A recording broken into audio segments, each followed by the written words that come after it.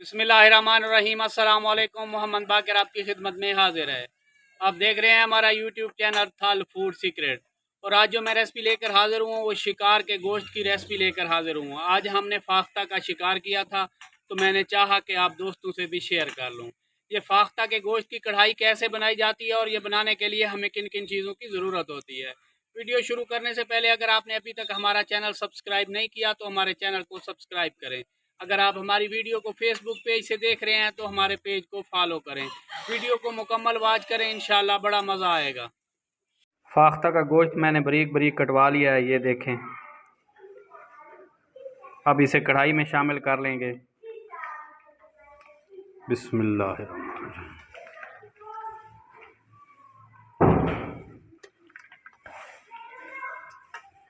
आज हम शिकार वाले गोश्त की कढ़ाई बना रहे हैं। तकरीबन 2 चम्मच के करीब अदरक और लहसुन का पेस्ट, तकरीबन 2 गिलास पानी शामिल कर लेंगे क्योंकि ये गलने में थोड़ा सा वक्त लेगी। पानी शामिल करने के बाद एक बार इसे मिक्स कर लेंगे। अब चूल्हे को ऑन कर लेंगे और इसे गलने तक पका लेंगे। मिसाले अभी शामिल नहीं करने, बस पानी में इसे बॉयल होने देना है। ऊपर ढक्कन लगा देंगे ताकि परिंदों का गोश्त अच्छे तरीके से गल जाए।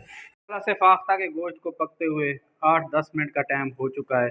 पानी फुल बॉयल हो चुका है। इस मौके पे पाउडर मसाले शामिल कर लेंगे।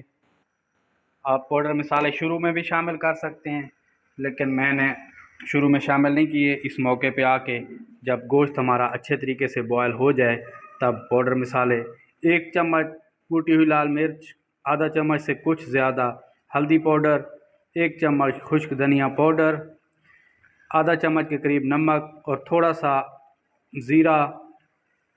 बस इन्हीं मिसालों में मैं फाख्ता की कढ़ाई तैयार करूँगा। ज़्यादा मिसाले बिल्कुल नहीं शामिल करूँगा क्योंकि बिल्कुल देसी गोश्त है तो मिसाले शामिल करने का कोई फ़ायदा नहीं है। बहुत ही कम मिसालों से ये वाली मैं रेसिपी बनाऊँगा। वीडियो को मुकम्मल वॉच करें। जो लोग चैनल पे न्यू आ रहे हैं हमारे चैनल को सब्सक्राइब करते जाएं और अगर वीडियो अच्छी लगे तो दोस्तों और फैमिली मेम्बर के साथ ज़रूर शेयर करें। पाउडर मसाले शामिल करने के बाद एक बार मैंने इसे मिक्स कर लिया है। अब दोबारा इसे ढक कर पकाएंगे तब तक जब तक हमारा गोश्त अच्छे तरीके से गल नहीं जाता। माशाल्लाह से परिंदों के गोश्त को पकते हुए 30 मिनट से ऊपर का टाइम हो गया है और पानी भी हमने जो शामिल किया था वो तकरीबन खुश्क हो चुका है।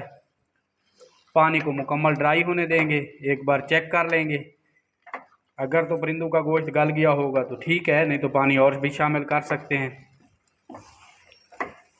माशाल्लाह से परिंदों का गोश्त मुकम्मल तौर पर गल चुका है। बस यही पानी खुश्क होने देंगे, फिर ऑयल शामिल करके इसे भून लेंगे। अब इस मौके पे आके ऑयल शामिल कर लेंगे। तकरीबन 2 चम्मच के करीब मैं ऑयल शामिल करने लगा हूँ।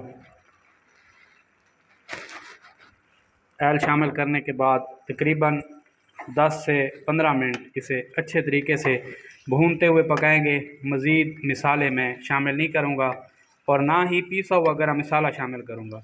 मैंने शुरू में शामिल कर लिया था। मैंने पहले भी बताया है कि मैं मिसाले ज़्यादा शामिल नहीं कर रहा क्योंकि बिल्कुल ओरिजिनल और देसी गोश्त है तो इसे मिसाले शामिल करके ज़ाया नहीं करना। से ऑयल शामिल करने के बाद 4-5 मिनट इसे मैंने अच्छे तरीके से भून लिया है। तकरीबन 8 से 10 मिनट इसे मैं मज़ीद भूनते हुए पकाऊंगा। इस मौके पे आके चम्मच को बराबर हिलाते रहना है ताकि नीचे से लग ना जाए। माशाल्लाह से अभी से देखें देसी गोश्त का कलर कितना यमी और कितना यूनिक आ रहा है।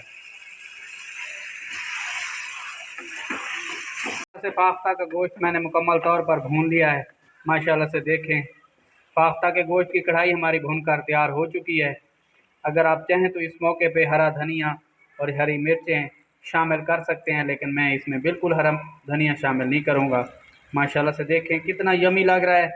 अब चूल्हे से नीचे उतार के आपको डिश आउट करके दिखाते हैं। माशाल्लाह से फाइनल लुक देखें। माशाल्लाह से कितना यमी लग रहा है। फुल देसी गोश्त है जी, बड़ा टेस्टी और बड़ी लाजवाब खुशबू आ रही है। फुल देसी गोश्त माशाल्लाह से देखें। कितना यमी लग रहा है। ये दूसरे गोश्तों से बड़ा मुख्तलिफ होता है। अगर कभी मौका मिले तो ये वाली रेसिपी ज़रूर ट्राई करें, बड़ी मज़ेदार बनती है और माशाल्लाह से कितनी भुनी हुई है। अगर हमारी वीडियो अच्छी लगी हो तो हमारे चैनल को सब्सक्राइब करें और बेल आइकन के बटन को प्रेस करें ताकि हर नई आने वाली वीडियो बर वक्त आप तक पहुंच सके। दुआओं में याद रखिए। मोहम्मद बाकर को दीजिए इजाज़त। अल्लाह हाफिज़।